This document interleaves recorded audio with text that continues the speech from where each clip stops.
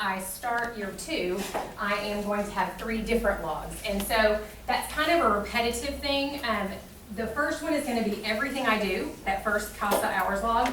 The second one is just drug tests on the parents in my case. And the reason that I decided to do one like that is because on a court report, especially the very last court report, like you have to list out all of those things. And so to me, not having to wade through all of the information to find that information, it was easier for me if I just put it all in this one place.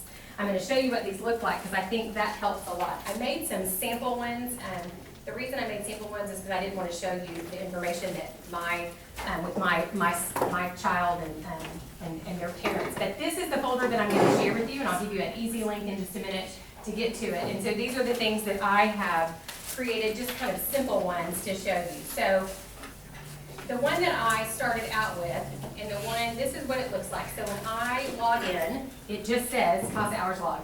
And so I have a list of who I contacted. And so now my real form doesn't say mom, it actually has the mom's name, and the dad's name, and the caseworker and the caseworker's name. But I just gave you kind of an example so you can see. So all I have to do when I have had a meeting, sent an email, talked on the phone, sent a text, done whatever, is go through and just mark whatever it is. So I marked the person, so maybe it was my CASA supervisor.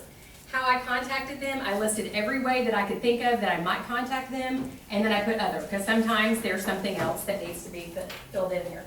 So maybe it was a text that I sent to them. Was it successful? That's most important for a phone call, like was I able to get through to them, because that helps me remember later. I called them, and if it says no, then I know I did not get a hold of them. I did not talk to anybody.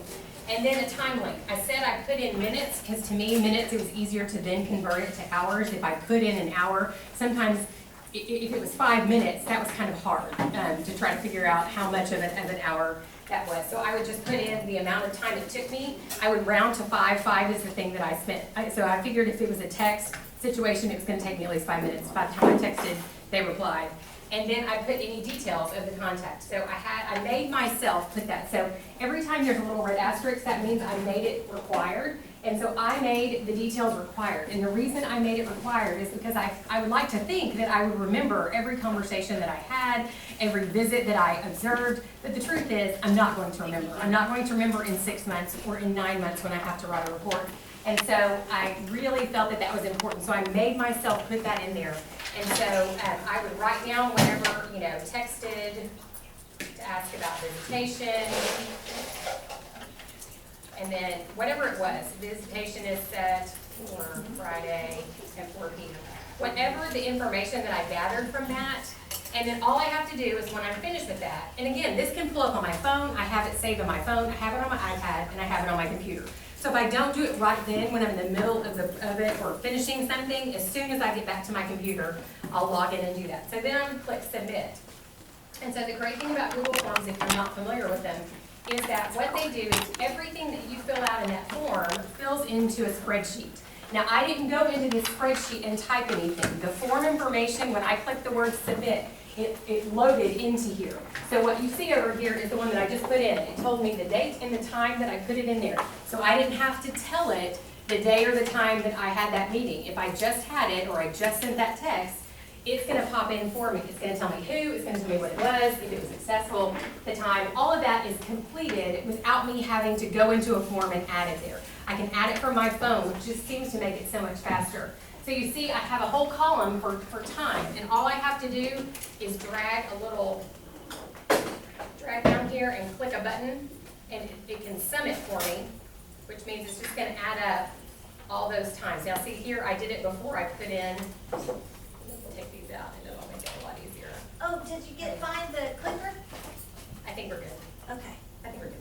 So see, it averages, it totals my numbers, so I have 38 minutes on this one. Of course, in your real one, you will have hundreds of minutes. But the great thing about this is that it's loaded into this spreadsheet all by itself.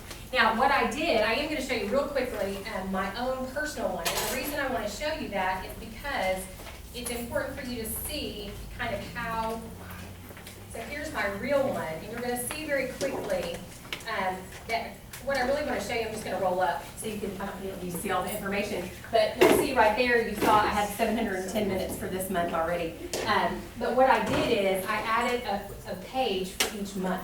So I can go back and through my entire case, I can tell you whatever, every meeting I had, every text I sent, every email I sent, because it's all in this spreadsheet. So each one is separate and has its very own list of information. And again, when I'm finished, all I have to do if I wanted to share this with my supervisor or download it because it was time for logs to be due, is go up to that file button and click download as. And when I download it, I can download it as a PDF or an Excel file or whatever file I want it to be. And then I can just attach it to an email and send it to her. Super easy, did not require me any extra time at all. Yes? How easy is it to modify it to add mileage?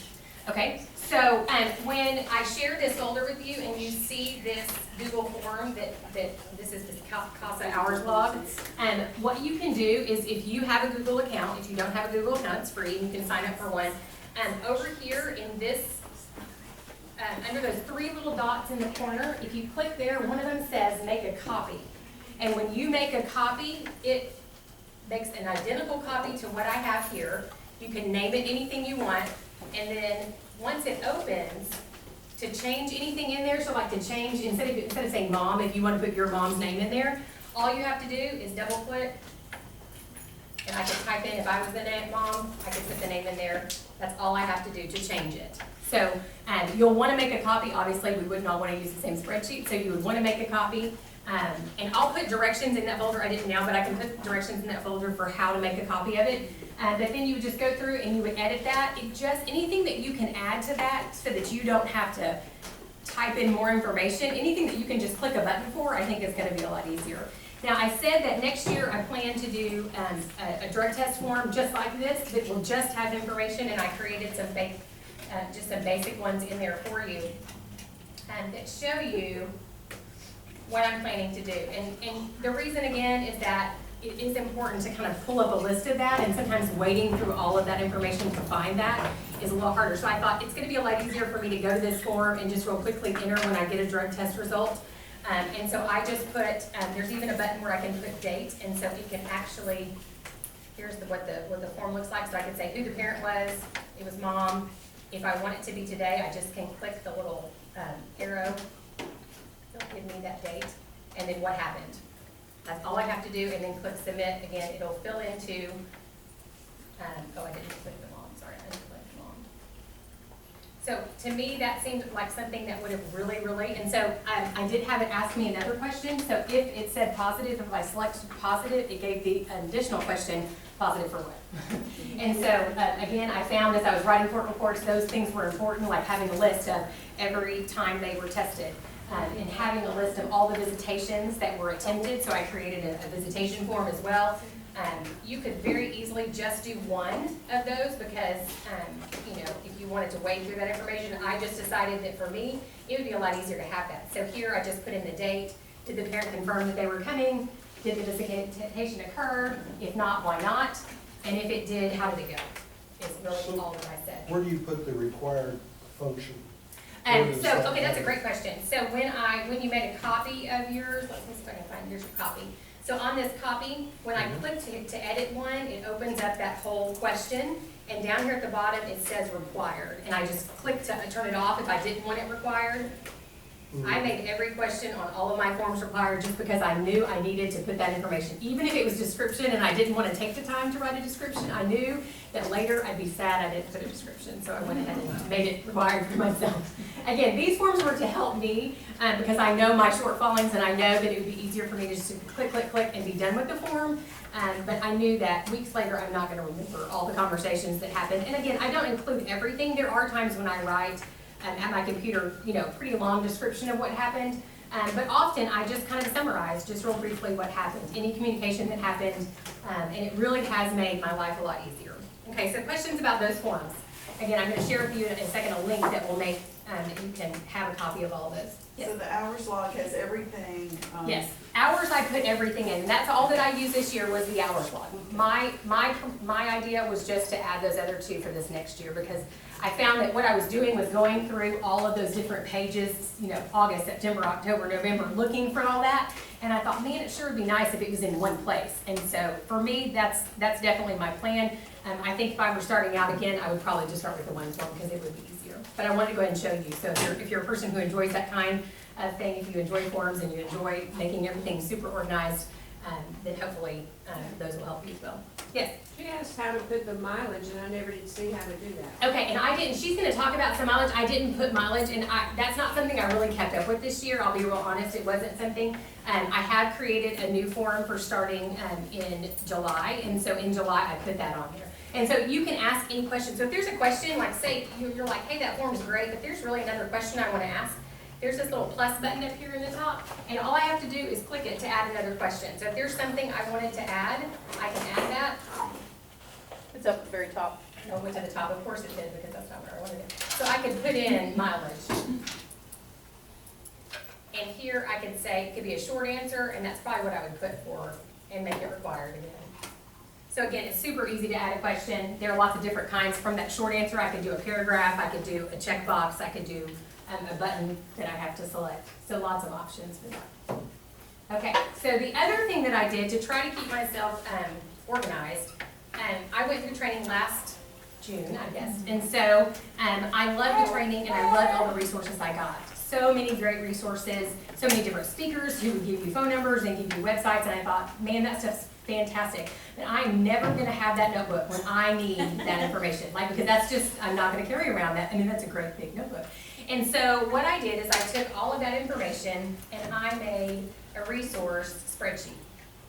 And so this spreadsheet includes all of the information that I received during my training and any other information that I found since then or just had knowledge of. And so if you look down here at the bottom, this is just a general resource page. But there is specific to CASA, there's one, I'm used to putting a smart board in our schools we can touch the screen. And so I touched it and I was like, it's not moving, it's not a smart board, sorry. So any of these, it just makes it a lot easier. So any of these have resources specific for that type. At first I put them on one big spreadsheet, and as I started doing it, I was like, this is crazy. I'm gonna have to wade through it again. So I thought, okay, let me break it down by topic. So if I'm looking for something about housing, all I have to do is click on the housing tab and look for those resources. If there's an address that I could find or a phone number that I could find, I added it. If there's a website, and then that is linked directly to it. This one right here is one that I received. It was just a handout that I received, so I went ahead and made a copy of it and put it in Google Drive so you can actually access it from there. And it's all about affordable housing here in Bryan College Station. So again, there are tons, there are even more if you keep going. There's substance abuse. So again, whatever you're looking for, you can very easily and quickly share with somebody, one of the people in your case, if they have a need, looking for that, rather than trying to just search on the internet or try to go home and find your notebook and find out where you wrote that down. And so this is something that is, you are welcome to have. It's in the folder that I'll share with you in just a second. And if there's anything that you think, man, this sure would be great if she'd add whatever, please just let me know. I have my contact information in the folder as well, and I would love to add it because I just think it's great for all of us to have those resources readily available for our people. Questions about that? Again, I just kind of broke it down the way that made sense to me. General resources, again, obviously are general, but a lot of times you're looking for something very specific related to jobs or related to housing or related to substance abuse. So just a kind of a one-stop shop for things here in College Station. Is there a search function, so like if you can only remember part of the name or something, are you able to?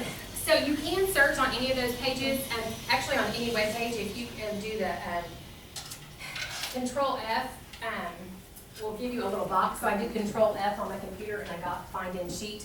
Now it's only going to search for this sheet. So like if I'm on General, it's only going to search for, so like say I typed in CASA. So what it's going to do is I type it, it shows me there's one of two times I'm on number one, that's number one, and then that's number two. But the good thing about it is if I then click the next one, it remembered my search. So see, now it went from 1 of 2 to 1 of 4, because on the CASA page, there are 4 times at CASA. And so I can just click this little arrow. If there were a ton of things, I could click the little arrow to go to the next one.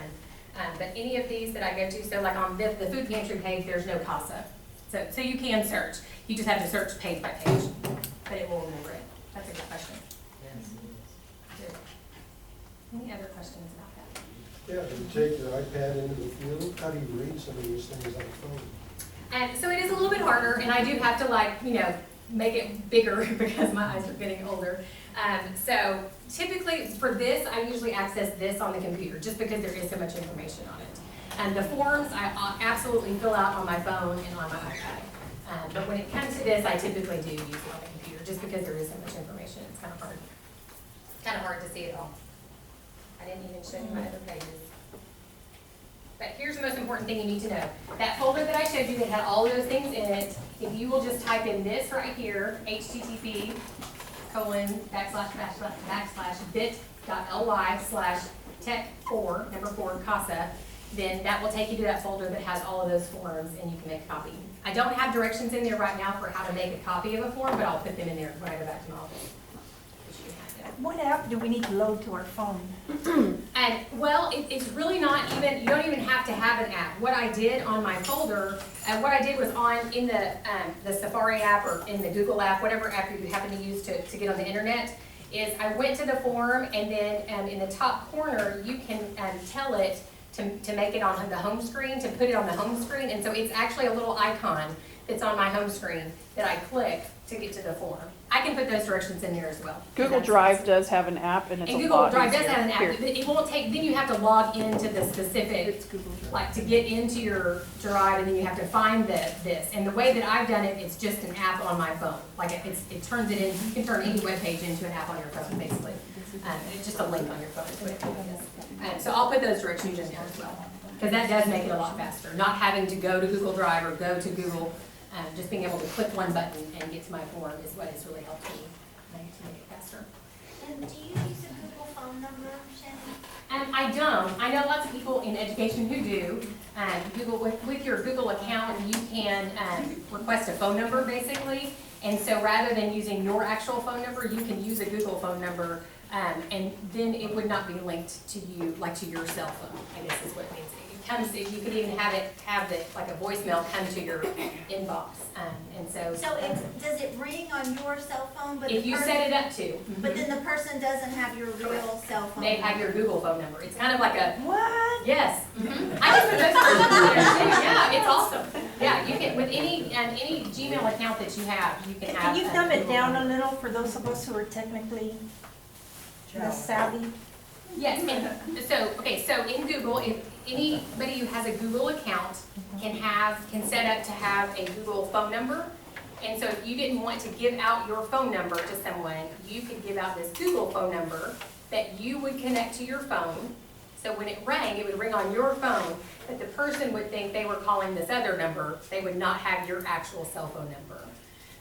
And so I wasn't prepared to talk about that, but I certainly can put directions in there. The only reason I'm thinking of it is that if someone starts to abuse the Your phone. privilege of calling you, you can turn it off. Right, and that's the great thing about it. So you can say, yes, I want to accept phones from people who call me on this number on my phone, or if it's crazy, you can just turn it off and it can't call you anymore on that phone. If you call someone, can you use a Google number to call someone? Or Yes. Yes. Or- Yeah, it works both ways. Yes. And I can put those directions in here. Thanks. But again, that folder has everything in it, and then I'll put my contact information in there too. So if you start trying to do it and you're like, I am lost and need some help, I'd be more than happy to sit with anybody who wants to try to set this up, because it really has helped me and kept me really organized, I think, in my case. And I'm fearful, looking back, at how unorganized I would have been if I had not set up the forms. So I am more than happy, if anybody needs one-on-one help, I'm more than happy to do that. Okay, and your pizza is here, so. Yes, I'm did you sorry have it was so pizza? late. Who would figure Little Caesars would not have pizza at 11:45? I thought they might have a rush. So, thank you, Shannon. That was great. Next, Maddie will be up to tell us all about the great things we can do with our smartphones. My dad still has a flip phone. We got him a smartphone and he just couldn't handle it. So, but he turns 82 this year, so. Thank you, thanks for getting that up. And then where's my little clicker? I thought I put it out there. Here it is. Yeah, there you go. This is Maddie Zion. How long have you been at CASA, Maddie? 2.5 years. Okay, well, thank you for being here. You're welcome. So, okay, so that's me and my sister.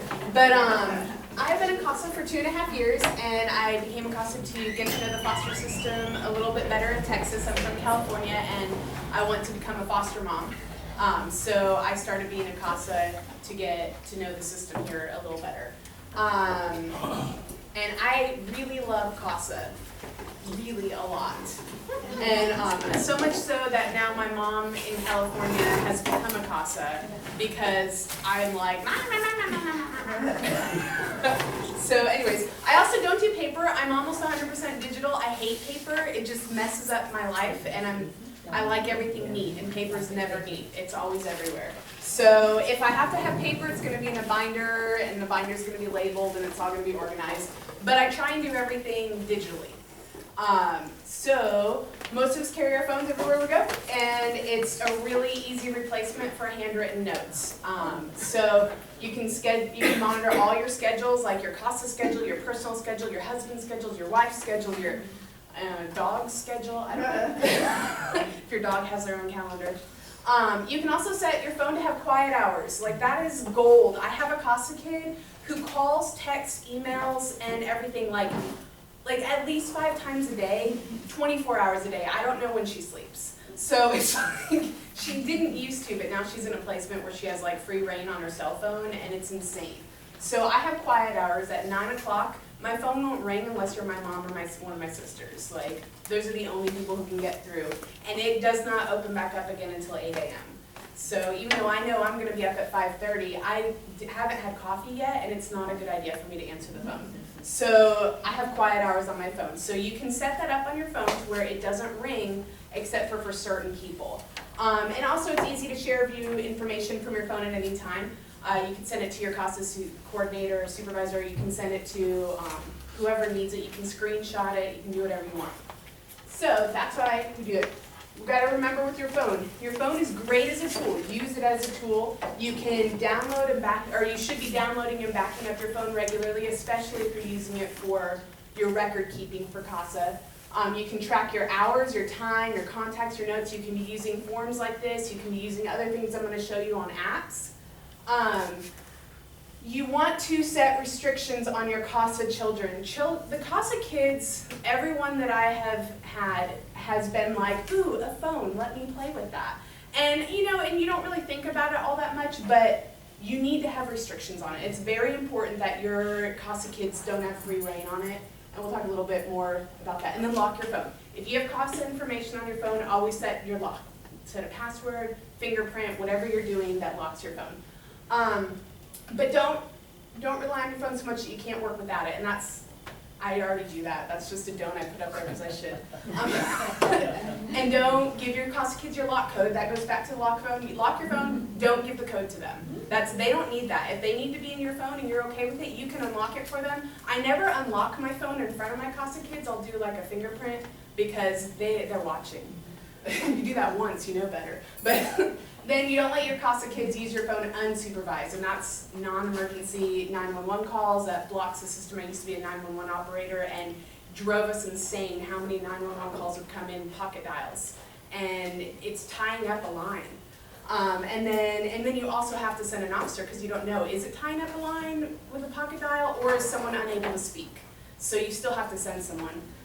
So non-emergency 911, viewing data that they shouldn't have access to. If you've got contact information for parents in your contacts, and they go snipping through your contacts, they can pull mom's phone number or whatever, or if they open your documents, so there's that. And then accessing the internet. All the kids want the internet, and unfortunately they're not usually responsible with it.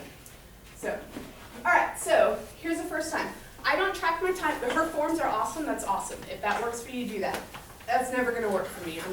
My brain doesn't work that way. So I put everything in my calendar. This is a screenshot of last Friday. And from 5 to 7, I blocked out CASA Kid Hangout. You can put your CASA Kid's name there. Like I could have said hanging out with this child.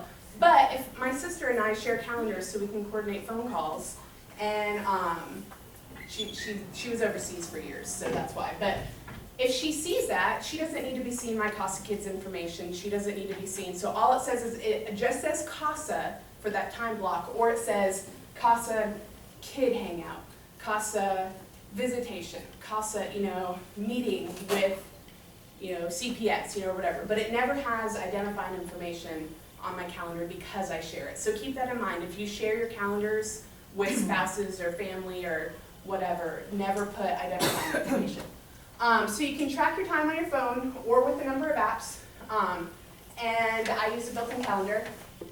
I already covered that. And then, okay, that's the other thing I do. Is sometimes things happen. A couple weeks ago, I had something come up and I was doing CASA stuff all weekend that was unplanned and it wasn't in my calendar.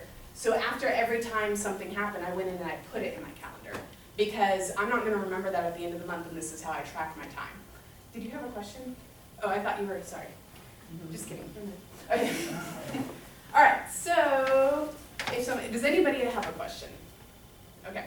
So if anything happens later, I throw it in there and I track it that way. This is only how I track in-person things. This is not how I track my phone calls and all that kind of stuff. So, it's however you do it. I do that by my phone logs. On my phone, I just use the phone logs and the text and all that. I try and do everything in writing that I can, by email and by text. All right, so there's also mileage trackers. Okay, so the fun part about the mileage trackers, I don't track my mileage because I don't do it. That's why these are screenshots of app things instead of my phone.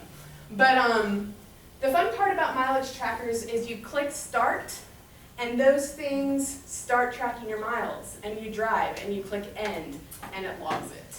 And then you get back in your car, and you start driving, you click start, and you go